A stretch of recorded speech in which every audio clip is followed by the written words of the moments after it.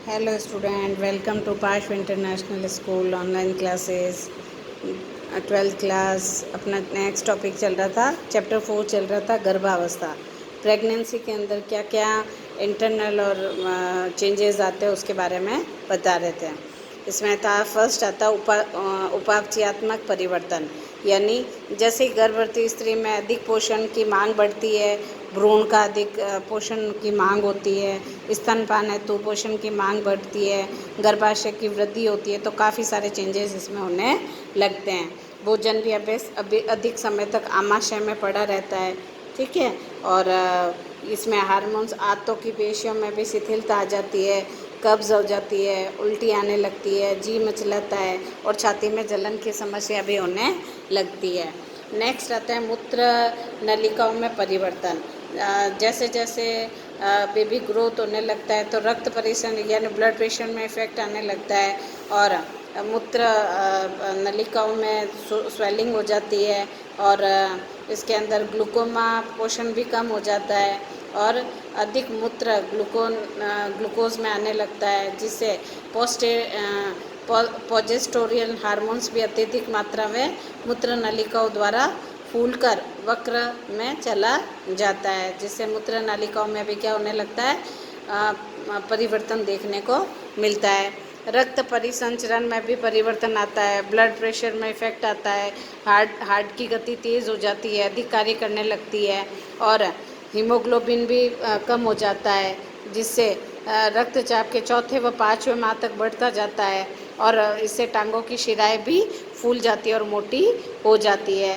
श्वसन संबंधित परिवर्तन, जैसे जैसे बच्चे का गर्भाशय में भार बढ़ता है, सांस लेने में तकलीफ आती है, श्वसन क्रिया में भी बाधा उत्पन्न होती है। हार्मोन्स चेंजेस, गर्भावस्था के दौरान काफ़ी हार्मोन्स बदल जाते हैं, जिससे थायराइड ग्रंथि का आकार भी बढ़ जाता है, जिससे कई तरह की प्रॉब्लम आने लग जाती है। फिर आता है नाड़ी संस्थान में परिवर्तन।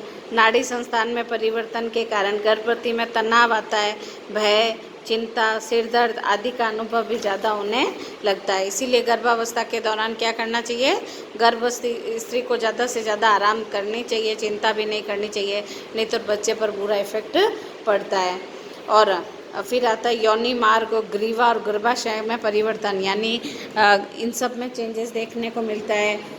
ये हार्मोन्स प्रभाव के कारण योनि नीली पड़ जाती है, मोटी हो जाती है, रंग भी नीला पड़ जाता है, झिल्ली सख्त हो जाती है, ग्रीवा और रक्त नलिकाओं का जाल भी बढ़ जाता है, जिससे कई तरह की चेंजेस देखने को मिलते हैं। फिर आता है उदर और जोड़ी श्रेणियों में, यानी हर जॉइंट्स है ना, उदर में वृद्धि के कारण त्वचा में भी तनाव होता है, खिंचाव होता है, त्वचा लचीली हो जाती है, खिंचकर फट जाती है, जिससे जिससे पेट पर वाइट वाइट धारियाँ भी बन जाती है। और ये सिर्फ इसी में नहीं, कई लोग हेल्दी लोग होते हैं तो उनके भी इस तरीके का इफेक्ट देखने को मिलता है। पेशियों में, कंकाल तंत्र में भी परिवर्तन आता है, ऐच्छिक पेशियाँ भी गति कम हो जाती है, कमर व पीठ की पेशियों में भी खिंचाव होने लगता है, जिससे मलाशय की पेशियों पर दबाव पड़ता है और गुदा द्वार की शिराएँ भी फूल जाती है, बवासीर भी होने लगता है। इस तरीके से गर्भाधान में कई तरह की समस्याएं देखने को मिलती है। वापस से अगेन नंबर 1, उपापचयात्मक परिवर्तन होते हैं, कब्ज होती है, उल्टी होती है, जी मचलाना। सेकंड में मूत्र नलिकाओं में परिवर्तन, ऐसा लगता है मूत्र नलिकाओं में ग्लूकोज की मात्रा ज़्यादा बढ़ने से बार बार ये मूत्र नलिकाएं, सिराएँ भी फूल जाती है, इसलिए वहाँ पर काफ़ी दबाव आने लगता है और बार बार ऐसा लगता है जैसे मूत्र विसर्जन होने वाला है। ब्लड प्रेशर में भी चेंजेस आता है, श्वास संबंधी परिवर्तन होते हैं, हार्मोन्स चेंज हो जाते हैं, नाड़ी संस्थान में परिवर्तन आता है, जिससे तनाव, गुस्सा आने लगता है, भय होती है, डर लगता है, चिंता, सिरदर्द जैसी समस्याएं आम होने लगती है। योनि मार्ग और ग्रीवा और गर्भाशय में परिवर्तन आता है, शरीर के कई हिस्से बेडोल से हो जाते हैं, है ना, और पेट और इसमें जोड़ों में भी परिवर्तन होता है, कंकाल तंत्र में भी, पेशियों व कंकाल तंत्र में भी परिवर्तन आता है। फिर आएगा गर्भावस्था की अवस्थाएं, गर्भकालीन में विकास की 9 अवस्थाएं, बीजावस्था, भ्रूणावस्था, बाह्य परत, मध्य परत, अंतर परत, भ्रूणावस्था की 3, गर्भस्थ शिशु। फिर 3 माह में क्या चेंजेस आते हैं, 4th माह में क्या चेंजेस आते हैं, 5th माह में, 6th माह में, 7th माह में, और हर माह में क्या क्या आते हैं।